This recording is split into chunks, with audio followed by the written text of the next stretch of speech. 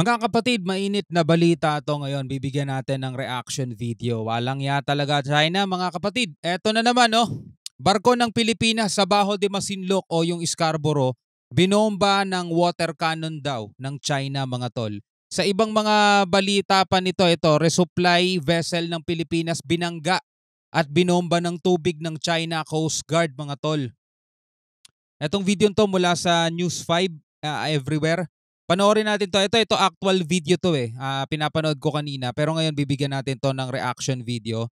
Samahan lang ninyo ako, mga tol, pero bago yan syempre huwag niyong kalimutan mag-subscribe sa News 5 at dito rin sa ating YouTube channel para ma-update ka o ma-notify ka pag may mga bago tayong reaction ganito regarding sa ginagawang pambubuli at pangaharas ng China, mga tol, sa bansang Pilipinas, sa ating bansa, no? So wag na natin patagalin pa. Total wala na rin naman tayong hinihintay na. Panoorin na natin to, mga tol.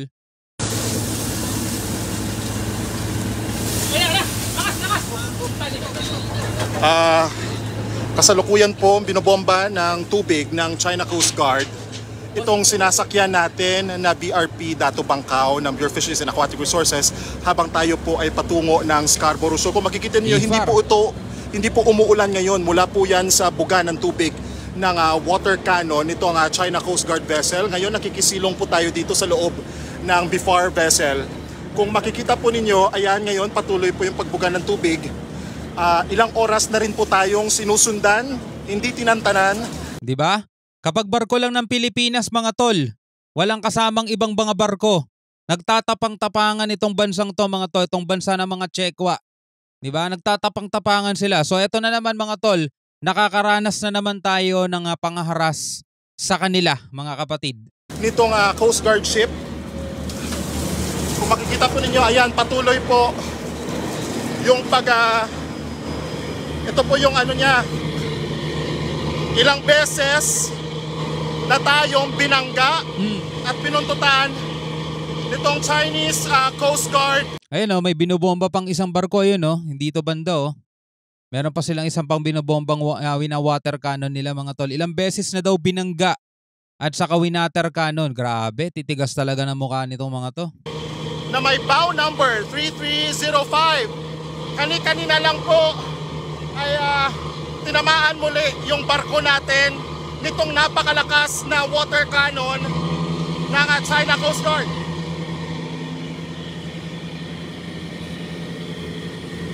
Hanggang sa mga oras po na ito, hindi pa rin tayo tinatantanan. Magdamag po yung biyahe natin mula sa Orion, Bataan para sa resupply at patrol mission ng BFAR at PCG. Pero itong barko na ito, mga alas 4 pa ng madaling araw na binubuntutan tayo. Live po ito ngayon dito sa palibot ng Scarborough Shoal. Yung nakikita po muli ng mga netizen natin ngayon, ito yung China Coast Guard. Isa sa mga barko ngayon na nakabuntot sa convoy natin, kumbaga, kasi kanina may escort din tayo. Dapat kasi talaga mayroong pangil na matindi yung international law, Mayroong pangil din sana ang UNCLOS, mga tol. Kaso nagsasabi lang sila ng batas, ito yung batas, ito yung kailangan sundin, pero ano mangyayari kapag hindi sinunod ng isang bansa? For example, etong China, mga tol, di ba meron namang umiiral na batas? Nanalo pa tayo sa 2016 arbitral award, di ba? Napanalunan na natin yun. Walang karapatan ng China rito sa West Philippine Sea. Pero pag ganitong hindi nila kinikilala ang batas, hindi nila kinikilala yung 2016 arbitral, wala man lang parusa ba na pwedeng maipataw sa kanila, mga tol, para magtanda o para tuminu-tinu naman itong mga putok sa na to. Tingnan mo naman ang ginagawa, mga tol, Grabe talaga. Tayo na PCG vessel. Pero nahiwalay na po yan sa mga oras na ito, pero patuloy pa rin ang buga ng tubig nitong China Coast Guard. 2 beses na tayong binangga, kani-kanina lamang. At ito, mga 10 beses na tayo water cannon. Sa pagkakatanda ko, mga 5, kung hindi ako nagkakamali, 5 yung direct hit sa atin kani-kanina.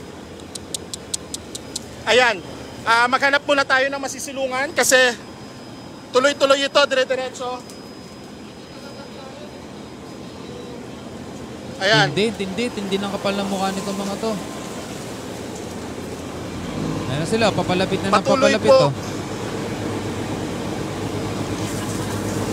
Opo, muli, live po tayo ngayon somewhere sa Scarborough Shoal para sa resupply at patrol mission ng BIFAR.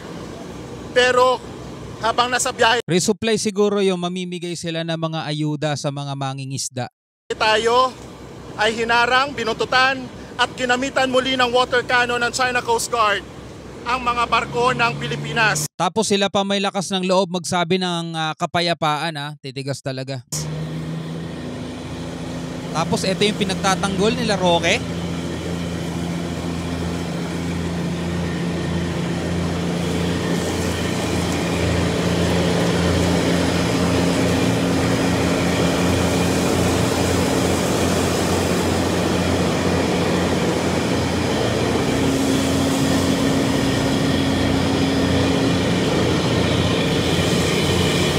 Tapos ito pa yung pinagtatanggol nila Roque.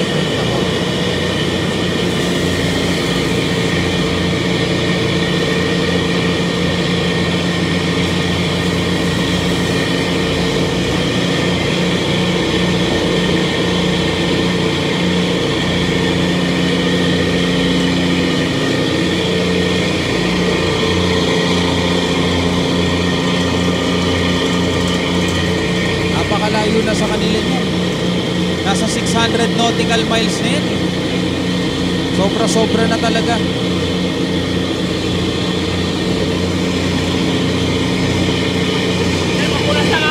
Walang yaw. Ano, patuloy silang humahabol, oh.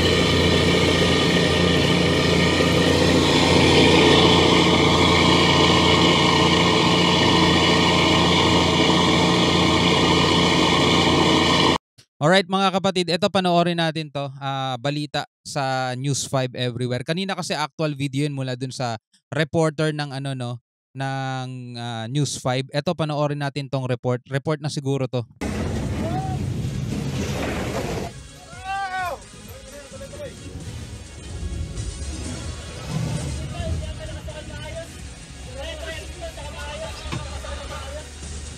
Ang inyo pong nakikita ay ang pinakabagong insidente ng panghaharas ng China Coast Guard sa resupply vessel ng Bureau of Fisheries and Aquatic Resources o BIFAR sa West Philippine Sea. Kanina lang po yan nangyari sa kasagsagan ng paghahatid ng supply ng ating barko sa Scarborough Shoal. Ngayon lang yan, no? April 30 mga kapatid, April 30.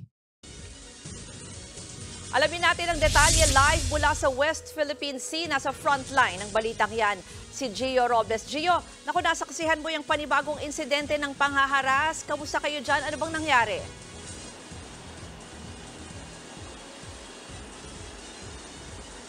Ruth, sakay ako ngayon ng BRP Dato Bagakay sa West.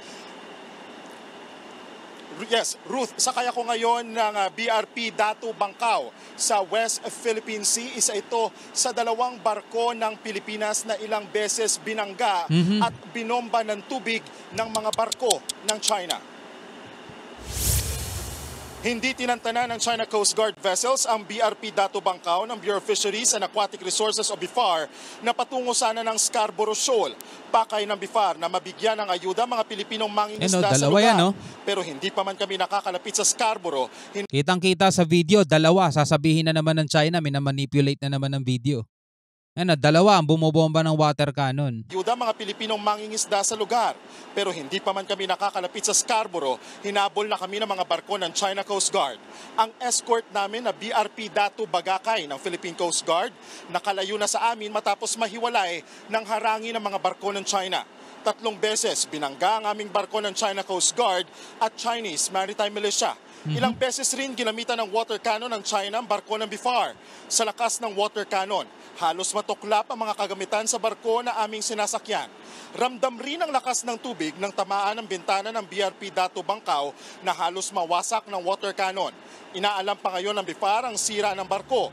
Walang crew o miyembro ng media na nasugatan. Hindi muna tumuloy sa Scarborough ang BIFAR vessel habang naghahanap ng ligtas na lugar na pwedeng pondohan. Pero sa kabila nito, Kakapal na mukha, di ba? Ikaw ba, pag nakikita mo yung mga ganitong balita, maniniwala ka ba dun sa mga pinagsasasabi ng mga pro-China na wag daw natin awayin ng China? Walang ya sila, no? Ang sasarap ibala sa kanyo ng mga yun eh, no? 'Di ba sila Roque, nagsasabi, "Huwag niyong awayan ng China, dapat di natin inaaway ang China."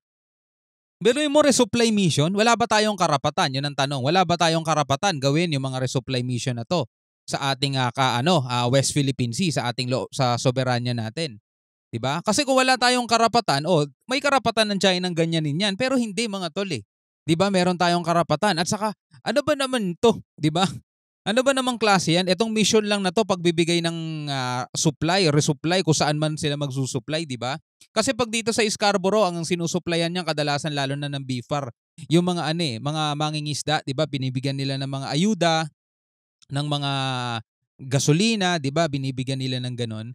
So, walang kahit na magiging epekto nun. Epekto yun sa bansang China, mga tol. Di ba? Pero tingnan mo yung ginagawa nila, di ba? Sila ang bumabangga sa atin, nangahabol, wina-water cannon tayo. Tapos sasabihin ng mga pro-China, wag daw nating awayin yung China. My goodness. 'Di ba? Ikaw bilang isang Pilipino, tanga ka na lang talaga kung maniniwala ka pa sa kanila, di ba?